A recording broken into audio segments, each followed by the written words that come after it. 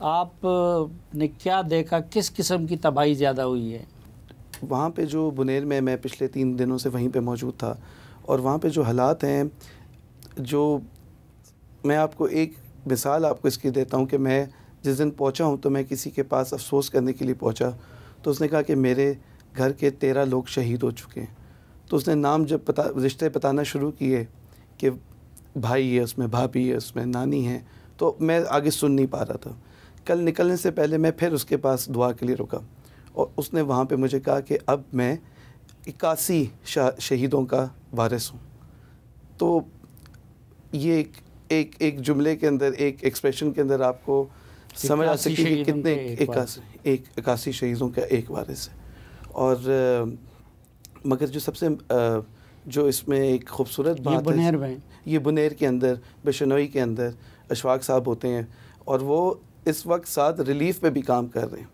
تو یہ جو جذبہ ہے اس ملک میں واپس ابھرنے کا، اس کو ہم انگریزی میں ریزیلینس کہتے ہیں، یہ ایک فنومینا ہے جو مجھے کبھی کبھار لگتا ہے کہ پاکستان کے پاس بھرپور ہے، اور اسی وجہ سے ہر آفت کے بعد ہم اٹھ پڑتے ہیں۔ مگر جو حالات ہیں وہاں پہ وہ صافی صاحب بہت تشویشناک ہے۔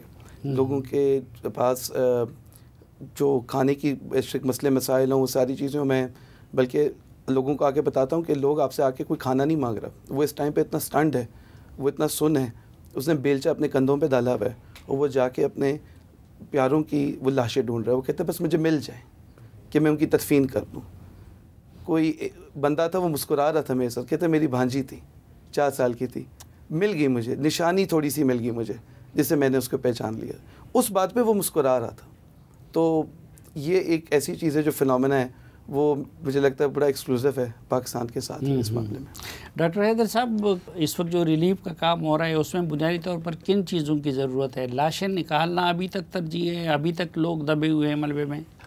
اس طرح ہے کہ ہم تو شروع دن سے ہم نے بالکل، جب یہ ہمیں پتہ چلا تو نی جرک رسپانس دیا ملگری ڈاکٹران نے، اور شروع دن سے مطلب ود ان ہاورز ہمارے ڈاکٹرز جو تھے، جو ہمارے سوات کے لوکل، ہمارے چونکہ ہر ڈسٹرکٹ پہ اپنے نمائندے ہے، اپنا تنظیم ہے، تو سوات والے اور بنیر والے اور ملاکن والے وہ تو بہت کوئک پہنچے، پھر ہم بھی پہنچے، دوائیاں بھی ہم نے پہنچا دی وہاں پہ۔ جو میں نے دیکھا ہے صافی صاحب، جس طرح مطلب یہ ڈیزاسٹر کو رسپانس کرنا فلاحی ادارے بھی کرتے ہیں، والنٹیئرز بھی کرتے ہیں، لیکن جس کی ذمہ داری ہے مطلب اسٹیٹ اور گورنمنٹ کی اور جو لوکل ایڈمنسٹریشن کی تھی، وہ شروع میں بہت سلو تھی۔ انہوں نے وہ نی جرک رسپانس جو دینا چاہیے تھا وہ نہیں دیا۔ ہم لوگوں نے وہاں پہ جو ہم سے ہو سکتا تھا، جو مطلب فرسٹ ایڈ، دوائیاں، جو راشن، فوڈ، اور جو ہم کر سکتے تھے، سارے لوگوں نے مطلب والنٹیئرز نے اور لوگوں نے پہنچائی۔ لیکن جو لوگ وہاں پہ پھنسے ہوئے تھے، جو راستے بند تھے، جو وہاں پہ صفائی کرنی تھی، جو مشینری کی ضرورت تھی، تو اتنا کوئک نہیں تھا۔ ابھی تو جس طرح میں نے بھائی نے بات کی کہ بنیر میں اور سوات میں تھوڑا بہت کام ہوا ہے، راستے کھل گئے ہیں، لیکن اب بھی بہت سارے لوگ وہاں پہ غائب ہیں۔ بہت سارے لاشیں ہمیں بعد میں بھی ملیں گے اور اب بھی مل رہے ہیں۔ تو اب بھی بہت زیادہ کام جو ہے وہ باقی ہے، بہت زیادہ کام کرنے کی ضرورت ہے۔ لوگوں کو وہاں پہ دوائیوں کی بھی ضرورت ہے، فوڈ کی بھی ضرورت ہے، شیلٹر کی بھی ضرورت ہے، اور یہ ایک لانگ ٹرم پروسیس ہوگا۔ جو یہ لوگ جس طرح سائیکولوجیکل ٹراما سے گزرے ہیں، اس کی ریہیبلیٹیشن جو ہے وہ بہت زیادہ امپارٹنٹ ہوگی۔ اس فلڈ کے آفٹر شاکس جو ہے مطلب اس کے جو بعد میں بیماریاں آئیں گی، جس میں مطلب یہ انفیکشس ڈیزیزز ہے، اسکن کی بیماریاں ہوگی، گیسٹرو ہوگی، جو اب بھی شروع ہوئی ہے، اس کے لیے بھی جو ہے بہت زیادہ کام کرنے کی ضرورت ہوگی۔ ڈاکٹر صاحب، آپ پورے علاقے میں گھوم کے آئے ہیں، تو کیا دیکھا آپ نے؟ بنیادی مسائل کیا ہیں اور کن چیزوں کی طرف حکومت کو اور فلاحی اداروں کو توجہ دینی چاہیے؟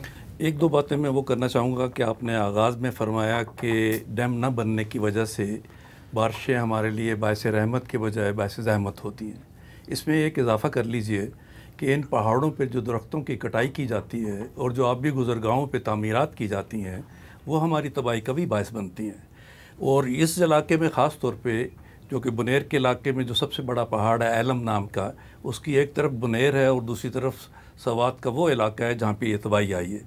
وہاں سے جو کٹائیاں ہوئی تھیں تو اوپر جب تیز بارش ہوئی، ایک کلاؤڈ برسٹ ہوئے، آسمانی بجلی گری تو چند لمحوں کے اندر وہ تیزی کے ساتھ پانی آیا. اور دیکھیں فرق دیکھیں دونوں طرف. بنیر کی طرف جب آیا پانی تو وہ ساری آبادی تھی وہاں پہ، اس لیے اس نے اس آبادی کو صاف کر دیا. ہم اس جگہ پہ کھڑے تھے، لوگ کہہ رہے تھے کہ یہاں تو آپ جہاں کھڑے ہیں یہاں پہ 2 منزلہ گھر تھا اور اب کوئی نام و نشان نہیں ہے. پورا گاؤں کا گاؤں اڑ گیا، چونکہ عین گزرگاہ کے اوپر وہ گھر تھے، وہ سارا تباہ ہو گیا. دوسری طرف جائیں اگر سوات کی طرف، میں کل وہاں پہ تھا، وہاں پہ ایک نالا شروع ہوتا ہے وہاں سے اور کمبر تک جاتا ہے، اور بلکہ اس سے آگے جاتا ہے. وہ خاصا گہرا نالا ہے اور خاصا چوڑا نالا ہے. اب اس کے اندر اتنا پانی آیا کہ جو اس کے اطراف میں گھر تھے، دکانیں تھے، ان میں پانی کا لیول 9-9 10-10 فٹ تھا. اس کے مارکس اب تک موجود تھے. تو 2 طرف میں 2 ڈیفرنٹ طرح کی تباہی ہوئی. ادھر گھر اڑ گئے، ختم ہو گئے، نابود ہو گئے. اس طرف یہ ہوا کہ ہر گھر میں، ہر دکان میں، ہر بلڈنگ میں پانی گھسا، اور جب واپس گیا تو وہاں پہ 4 فٹ 5 فٹ سارا ملبہ موجود. اس وقت وہ اٹے ہوئے ہیں وہ بلڈنگز، یعنی آپ وہ اس کے بعد جو چھوٹی چھوٹی بعض سڑکیں ہیں وہ اس کیچڑ سے اٹی ہوئی ہیں، اور سمجھ نہیں آتی کہ یہ کس طرح سے ختم ہوگا. اس وقت جو سب سے بڑا ایشو آ رہا ہے، میں اس پہ آتا ہوں. اگر آپ آغاز کریں، اگر یہ لوگوں کا وہاں کا رسپانس مارولس تھا، لوگوں نے رسپانس دیا. الخدمت کے ہزاروں کارکنان جو ہیں وہ باہر نکلے اور اس میں اپنے کام میں جٹ گئے. کم از کم 25 ایسے ریسکیو آپریشنز کیے جس میں 400 سے زائد جانوں کو بچایا گیا، جن میں وہ ظہور رحمان بھی ہے کہ لوگوں کی جانیں بچاتے ہوئے شہید بھی ہو گیا. الحمدللہ یہ ریسکیو کا کام چلا. اسی وقت فوری طور پہ ریسکیو کے بعد 2-3 بڑی چیزیں آ گئی تھیں کہ لوگوں کا، یعنی ان کے پاس کھانے کو کچھ نہیں اور پینے کو پانی بالکل نہیں ہے کیونکہ سارا آلودہ ہو گیا. تو وہاں پہ پانی کو مہیا کیا جانا یا پکا پکایا کھانا لوگوں نے فوراً دیگیں پکائیں، وہاں پہنچایا. الخدمت نے سارا یہ آرگنائز کیا. اب جو اس وقت مرحلہ ہے وہ یہ ہے کہ اچھا اس میں ایک اور چیز، بلکہ جو پہلے 2 دن ریسکیو کا کام مکمل ہو گیا ہے، سوات میں لاشیں سارے نکالے گئے. میں عرض کرنے لگا ہوں کہ وہ ابھی جاری ہے، کیونکہ 40-50 کے قریب اب بھی ایسے افراد ہیں جو لاپتہ ہیں. اللہ کرے کسی جگہ وہ بیٹھے ہوں اور پتہ ہی نہ ہو کسی کو اور وہ زندہ سلامت ہوں، لیکن یہ بھی امکان ہے. ابھی ایک جھاڑی کے اندر سے باہر نکل رہی لاش، ملبے سے نکل رہی. تو ریسکیو تو چل رہا ہے ابھی.